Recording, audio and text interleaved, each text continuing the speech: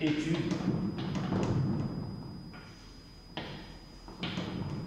du mouvement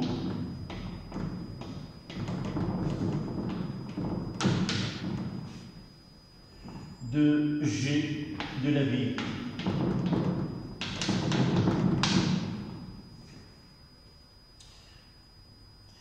Évidemment, on peut faire l'étude expérimentale, c'est d'essayer d'utiliser la technique Exao. On peut, à l'aide d'utiliser l'idiot de AVI, et on essaie de suivre le mouvement de centre de gravité, et à partir de là, à l'aide d'un logiciel et d'un tableur, on peut arriver à tracer l'évolution de V au cours de temps. Cette technique-là nous permet de tracer là. On constate ici que à partir d'un intervalle de temps, là ici delta de t, on a deux régimes. Là, la vitesse tend vers une valeur limite v limite. Et si nous traçons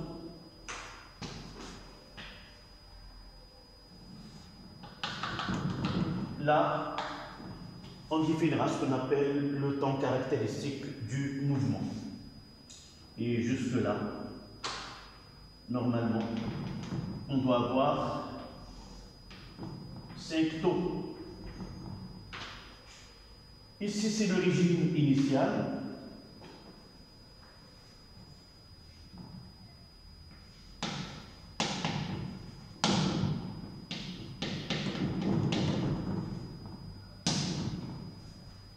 Ou on peut l'appeler le régime transitoire.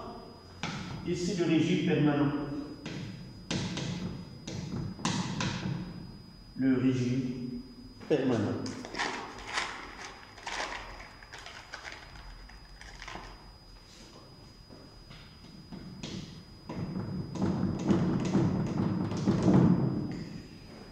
Et on constate que la vitesse évolue là, dans ce cas-là, à partir de V. À l'instant t, V0 est égal à 0. Donc, la vitesse augmente au cours de temps. Mais si vous essayez de voir l'évolution de l'accélération instantanée, essayez de comparer les tangentes et vous voyez que la pente de la tangente diminue au cours de temps. Et à partir de là, on voit que l'accélération de la ville, de centre de gravité de la ville est égale à 0. Donc là, V de G augmente et A de G diminue. Ici, V de G est égal à V limite et A de G est égal à 0. Ce taux, on peut le déterminer graphiquement à partir de la tangente. Donc, taux et le temps caractéristique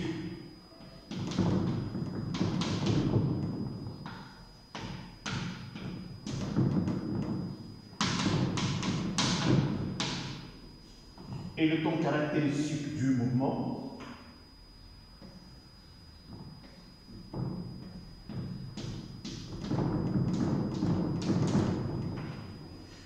Donc, ici, la pente c'est A0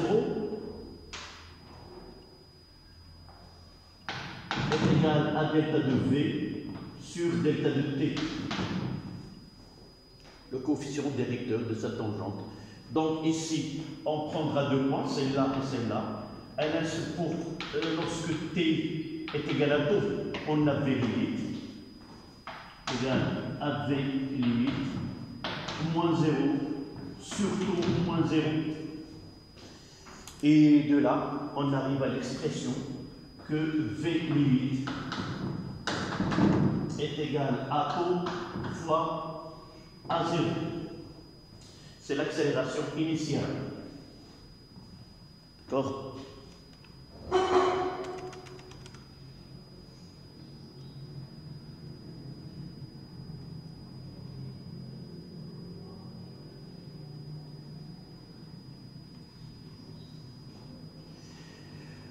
Donc, on peut donner une petite explication à ce mouvement.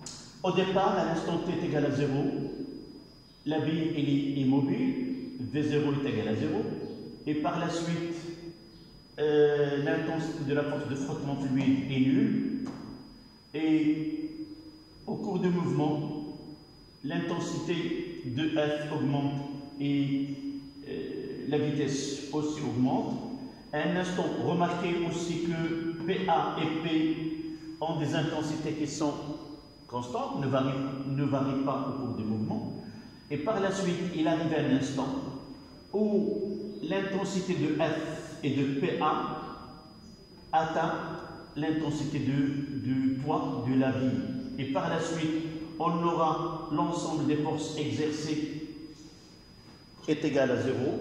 Donc, de là, à un instant t, OV de G est égal à une constante, c'est-à-dire somme des forces extérieures est égal à 0. Et à partir de là, on a un régime qui est permanent. Régime transitoire, la vitesse augmente, il ne va pas augmenter d'une façon sans limite, mais il arrive à un instant où V atteint une valeur limite lorsque la somme des forces, une fois que la somme des forces est égale à 0, alors on entre dans le régime qui est le régime permanent. Ce A0, nous pouvons la déterminer de là. Cette accélération initiale, vous voyez, au régime permanent,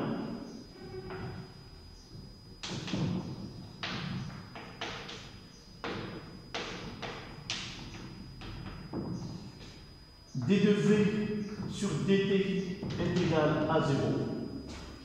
Et on va mettre ici, on aura l'équation différentielle d de V sur dt t est égal à 0 plus b fois V à la puissance n 0 est égal à A. Mais à l'instant t est égal à 0, B0 est égal à 0. Et on notera, et d de V sur dt à l'instant t est égal à 0, c'est l'accélération initiale. Et par la suite, on aura A0 est égal à A, qui est égal à G 1 moins ρ sur ρ0. Voilà l'accélération initiale.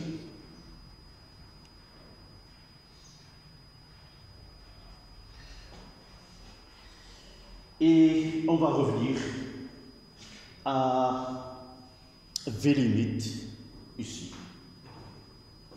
Donc on peut dire que V limite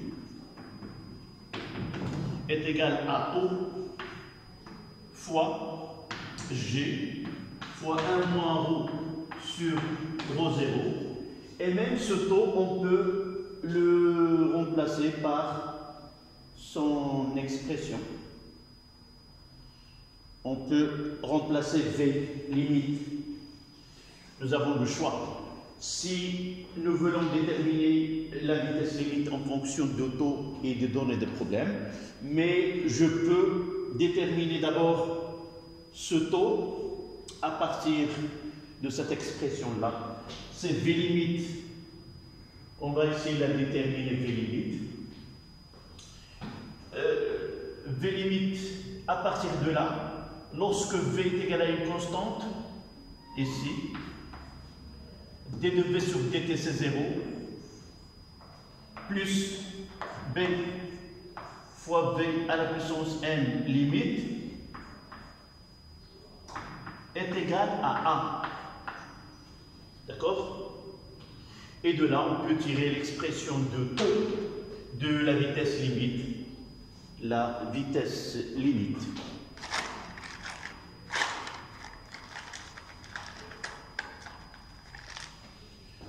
Je vais l'écrire ici.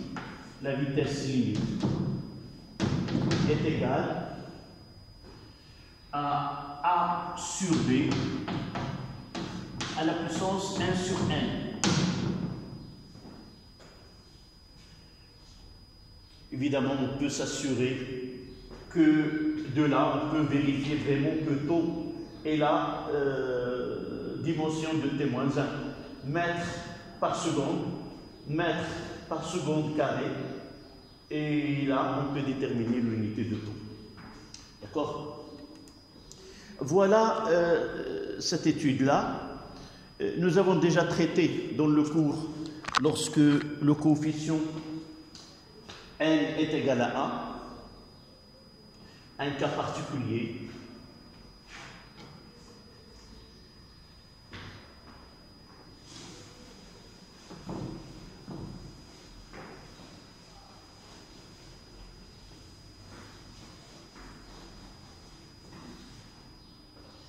Un cas particulier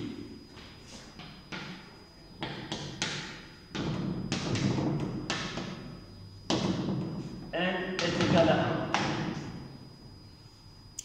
Que devient cette équation différentielle? Celle-là, d2v sur dt plus b fois v est égal à 1. D'accord? À partir de là, on peut faire la résolution. La résolution de cette équation peut être faite par la méthode analytique, les mathématiques, nous donne que la solution de cette équation, c'est comme en électricité, c'est V de T est égal à A exponentielle moins T sur taux plus V. C'est exactement ce que nous avons fait pour charge d'un condensateur, l'étude de dipôle RC ou l'étude de dipôle RL.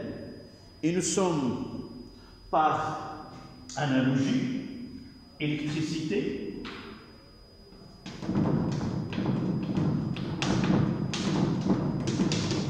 pour RC, nous avons obtenu que UC est égal à E 1 moins exponentielle moins T sur taux. Avec E, c'est la valeur limite de UC. Et taux, c'est la constante de temps qui est RC. Et pour le dipôle Rn, pour I de T est égal à I max, c'est l'établissement, là c'est la charge de condensateur, et là c'est l'établissement de courant dans un circuit RL, moins exponentielle, moins T sur taux, et taux dans ce cas-là c'est L sur R total. Donc par analogie, toujours ici c'est IM, c'est la valeur de I dans le régime permanent, c'est la valeur de E, de UC dans la valeur permanente. Donc pour la vitesse ici, qu'est-ce qu'on aura? V de T est égal, la valeur limite de V c'est V limite, 1 moins exponentielle moins T sur taux. Et taux ici c'est V moins 1. Ça c'est en dimension, là c'est une accélération, là c'est une accélération, là c'est une vitesse, c'est mètre seconde moins 1, et B de là doit être T moins 1, c'est-à-dire seconde moins 1, mètre fois seconde moins 1, c'est mètre seconde moins 2. D'accord? donc 1 sur B. Maintenant, ce qui nous intéresse, ceci peut être fait de la même manière qu'en électricité, mais le plus important dans cette étude, c'est comment réaliser la résolution de l'équation différentielle par application d'une méthode approximative. C'est-à-dire, le cas que nous venons de traiter ici ne nécessite pas une méthode de résolution. Ce sont des équations connues et classiques, et par la suite, il n'y a pas de problème dans la résolution. Mais dans certains cas, lorsque la force de frottement F est égale à K fois B à la puissance N. Dans ce cas-là, la résolution de l'équation, ça sera difficile de l'appliquer de la méthode analytique. C'est pour cela qu'on propose une méthode qui est approximative. C'est une méthode qui a été élaborée par Euler qui permet d'arriver à une résolution de l'équation différentielle par cette méthode-là, qui est une méthode approchée. D'accord? Donc là, on va passer au paragraphe résolution de l'équation différentielle par application de méthode d'Euler. Donc je vais effacer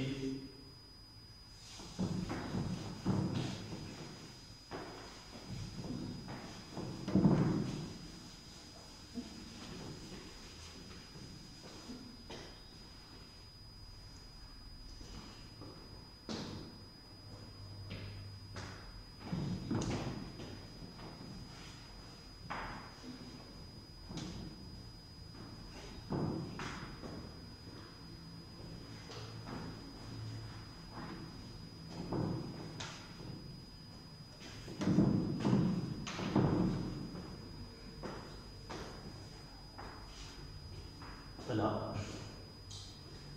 Le titre, ça sera 3 en chiffres romains. Résolution de l'équation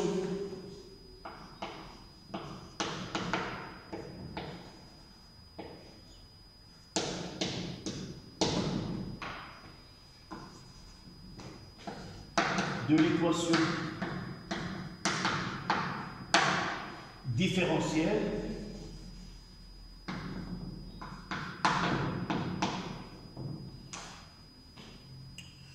de mouvement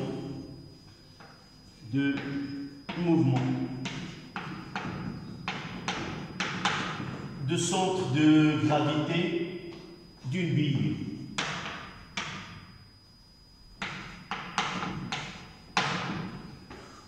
En mouvement dans un liquide de masse volumique rho. D'accord? Donc on va commencer par 3.1, le principe.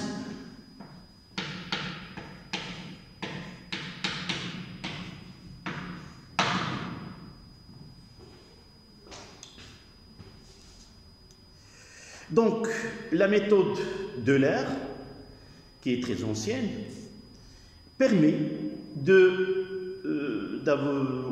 on peut dire que la méthode d'Euler est une méthode qui permet d'avoir une solution approximative d'une équation différentielle du mouvement d'un corps se déplaçant dans un fluide, surtout dans l'existence des forces de frottement, lorsque ce force de frottement F est égal en intensité F fois V à la puissance N, à la puissance 2 ou la puissance même à la puissance 1, mais elle est toujours applicable.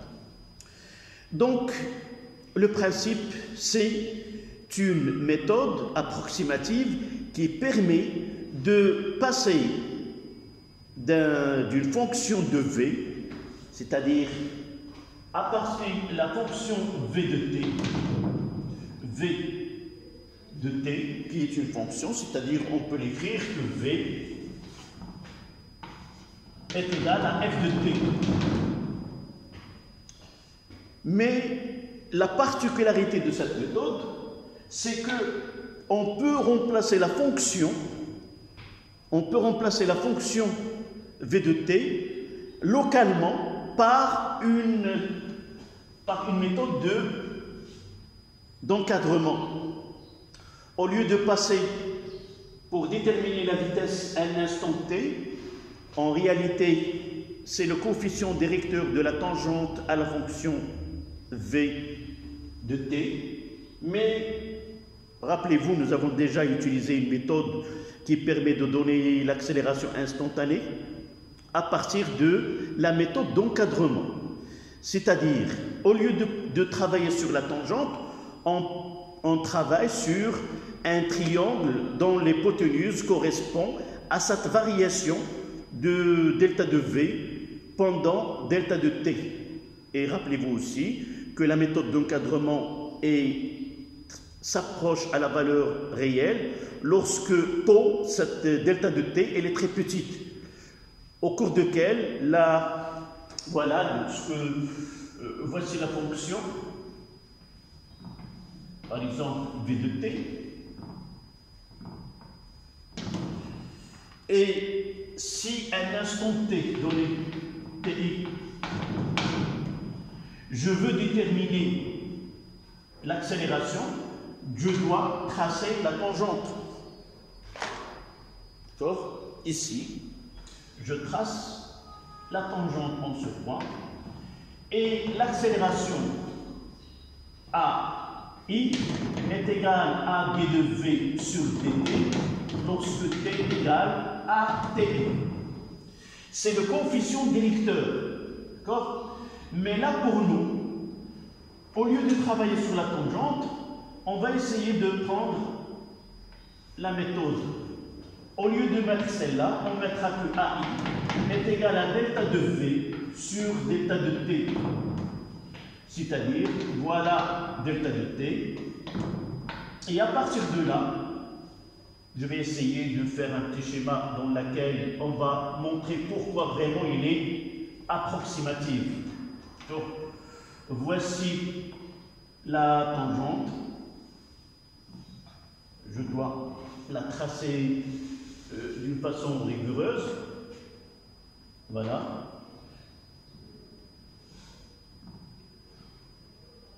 Là, c'est TI. Là, c'est le temps.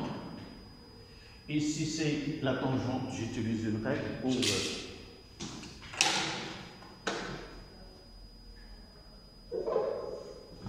Voici la tangente. Donc, au lieu de travailler sur sa droite, la méthode d'Euler nous permet de dire que on peut choisir TI, et là, c'est TI plus 1.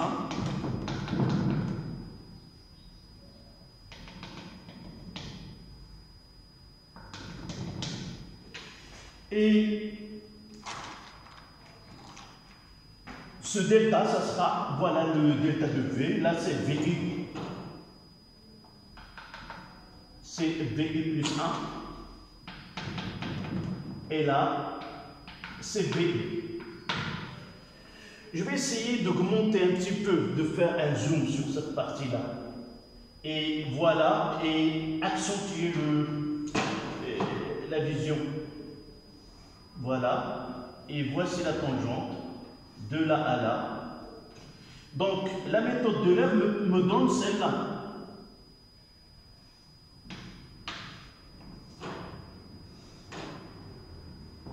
D'accord? Mais la réalité, c'est quoi? On doit travailler sur ce triangle-là.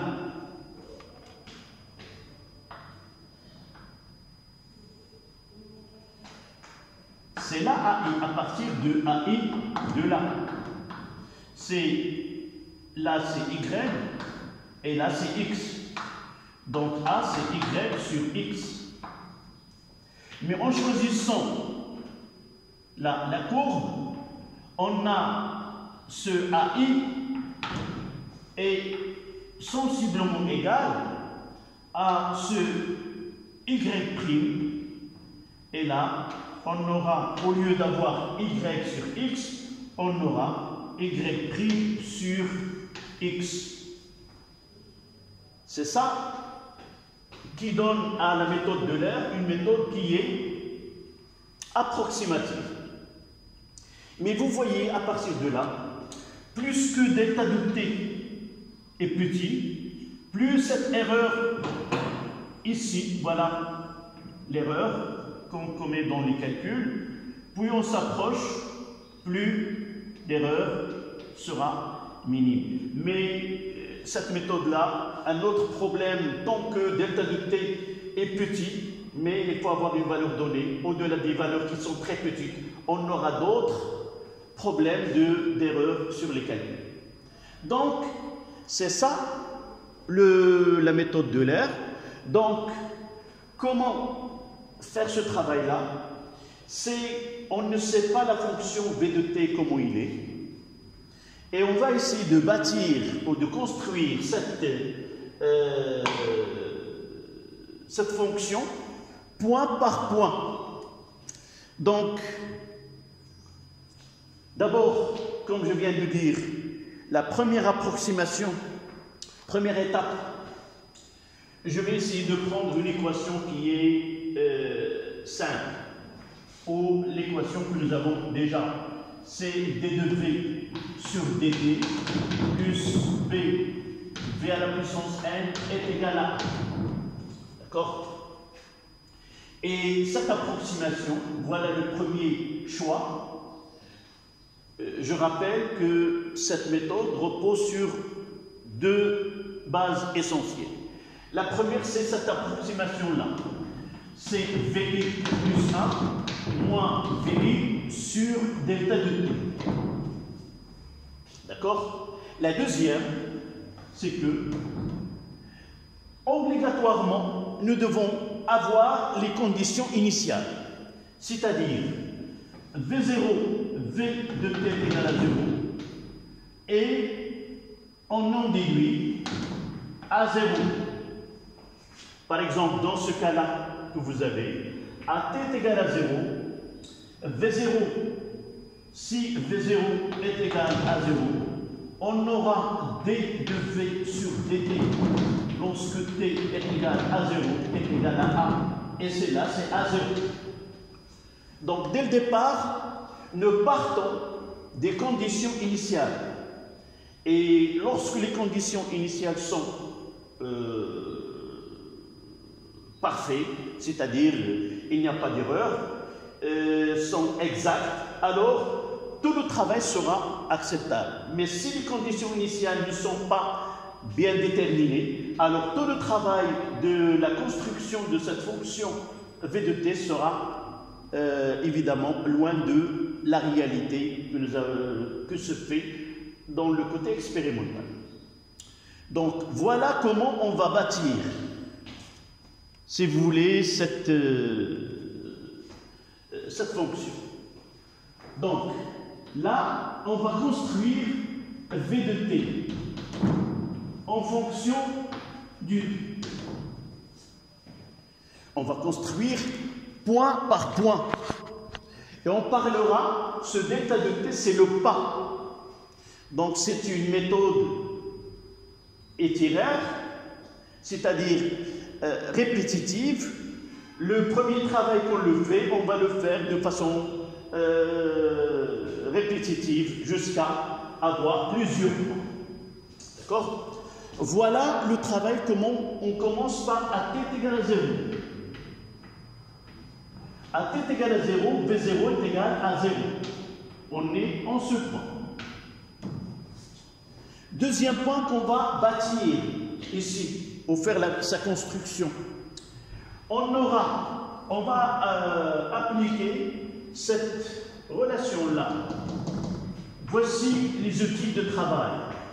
D'abord, de là, c'est AI plus B, V à la puissance I est égal à A. Et ici, AI est égal à VI plus 1. Je vais l'écrire d'une autre manière. Voilà, c'est VI, ça sera AI fois delta de T. Donc j'aurai VI plus 1 est égal à VI plus AI fois delta de T. Ce delta de T, c'est le pas, الخطوة. طريقة أولر هذه هي طريقة تقريبية. فمعادلة طريقة حل بواسطة أولر هي يعطينا حل تقريبي للمعادلة التفاضلية، وذلك بتعويض الدالة في دو تي بدالة محلية، بحيث أننا نعوض ذاك المعامل الموجه بقطعة، بحيث أن كنعتبر أن هذا الجزء هذا هو هذا الجزء هذا. القطعة تساوي الوتر، ومن ثم لذلك سميت بطريقة تقريبية. إذا العمل يتم خطوة بخطوة انطلاقا من الشروط البدئية، بحيث أننا نعلم في صفر، هنا خدينا في صفر كتساوي صفر، يمكن يكون عندنا واحد الحالة اللي في صفر كتساوي واحد القيمة غير منعدمة، هذا لن يغير من الطريقة. متفقين؟ إذا كتكون عندنا في صفر أ، ونقوم بإنشاء هذه الدالة في دو تي خطوة بخطوة وخطوة، وكلما كانت هذه الخطوة صغيرة كلما كان الإنشاء سيكون أقرب إلى الحقيقة التجريبية. متفقين؟ إذا أدوات الاشتغال هما هذه. كنحولوا ذاك المعادلة التفاضلية إلى قيم لحظية، وكنمشيو للتقريب. هذا هو التقريب، هذا هو الحل اللي غادي يعطينا بأن السرعة اللاحقة هي السرعة التي قبلها زائد واحد ان تو دو كرواسمون، واحد الإضافة هو ال. لماذا؟ لأن السرعة سوف تزداد خلال الزمن. من هنا كيبان بأن السرعة دالة تزايدية. متفقين؟ Donc, comment on va construire? On va passer à l'instant T1. T1 plus delta de T. T1, je vais essayer d'utiliser ces deux. Donc, AT est égal à T0, la T1, là c'est T1, c'est T0 plus delta de T. Là, le pas. D'accord? Dans ce cas-là, je vais essayer d'appliquer dans ce couple-là. C'est A1. D'abord, je donne ici A0, c'est V2, V0 c'est V1, est égal à V0 plus A0 fois delta de T. A0 il est connu, delta de T il est défini. Généralement, soit qu'on vous donne un tableau dans lequel il y a des instants, soit qu'on vous donne ouvertement le pas est égal à 4 par exemple. Dans un exercice on le verra, c'est 4 fois 10 à la puissance moins 4 secondes. On peut vous donner, et de là on peut faire les calculs. Donc pour ce cas-là, qu'est-ce que je fais? V0 c'est 0, là c'est A0 fois delta de T, je détermine V1. Donc là, voilà V1.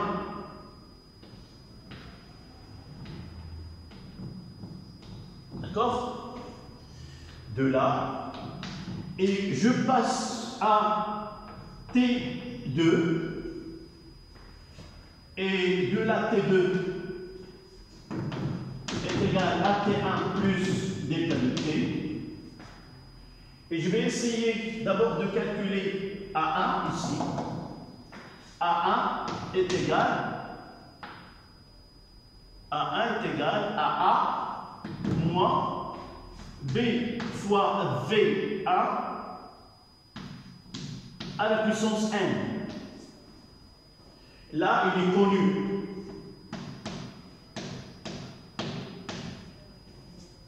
Donc, je calcule l'accélération A1 qui est A, on le connaît. B, on le connaît. V1, on vient de la calculer à la puissance n. Donc, je passe à l'instant T1. Qu'est-ce que j'aurai? Je calcule V2. V2, c'est, je donne AI1. Donc V2 est égal à V1 plus AA fois delta de T. Donc j'ai V1.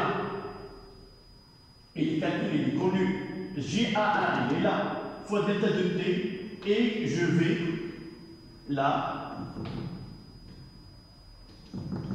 V2.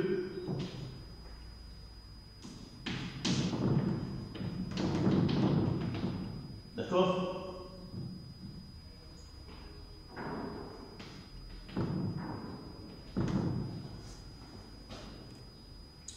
Et je fais le même travail, je dois calculer A2. A2 c'est là. A2 est égal à A moins B fois V fois V2 à la puissance n. A il est connu, B connu, V2 il est là, on vient de là calculer, il est connu.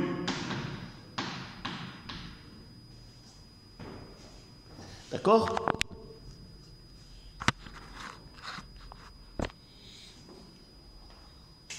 Donc, ce qui permet de passer au point suivant, c'est T3.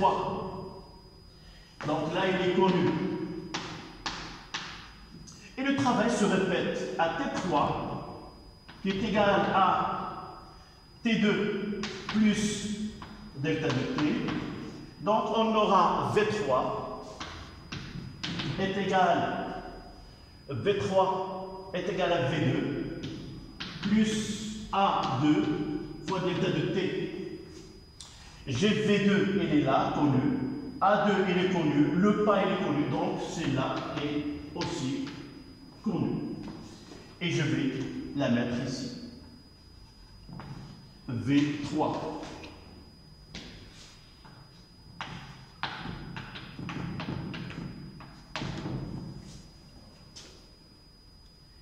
Ce travail-là va être fait de telle façon à là. Et je vais rejoindre ces points pour obtenir la fonction. Je vais essayer. Par calcul, là, je vais mettre A3. A3, c'est A moins B fois V3 à la puissance n. Donc, ici, je vais essayer de faire ce travail-là.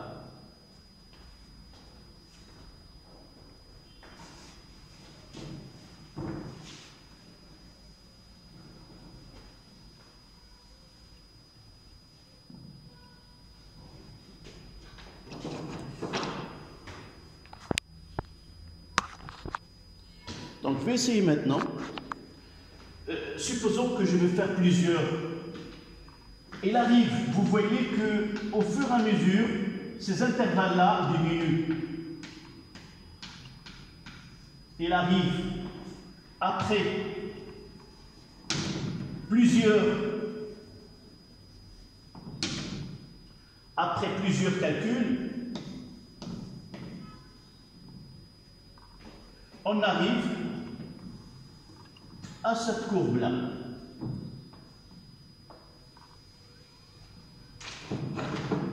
Voilà. Je vais essayer de...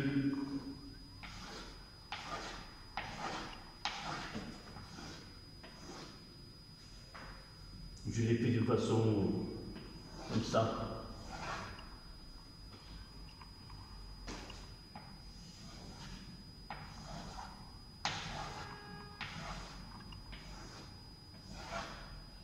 Voilà T.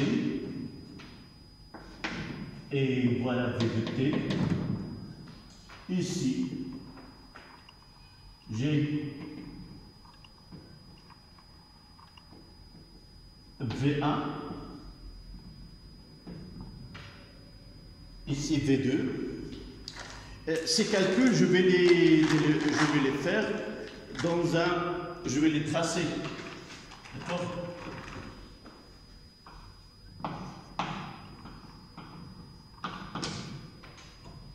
Là, c'est V3.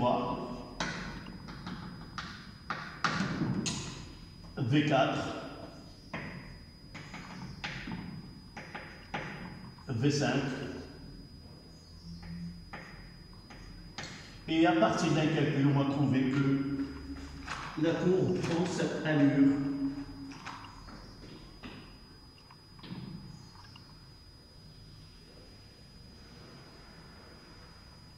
évidemment. Voici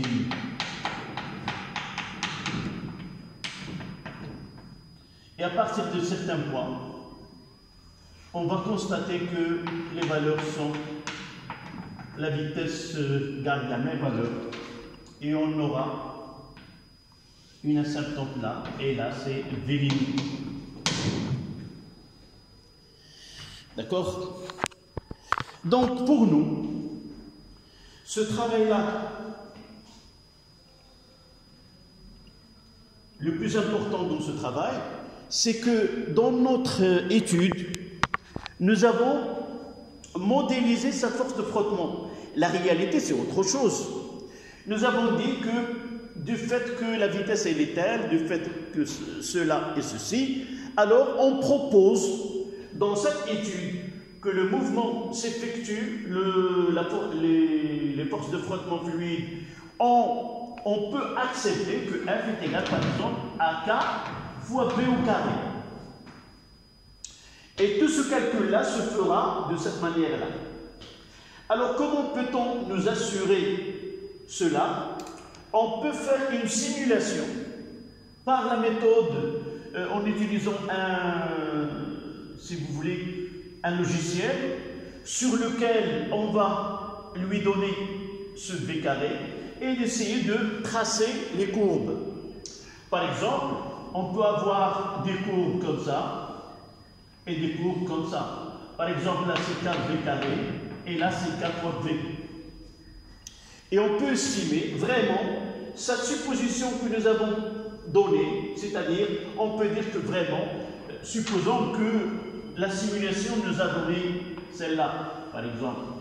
Là c'est la simulation.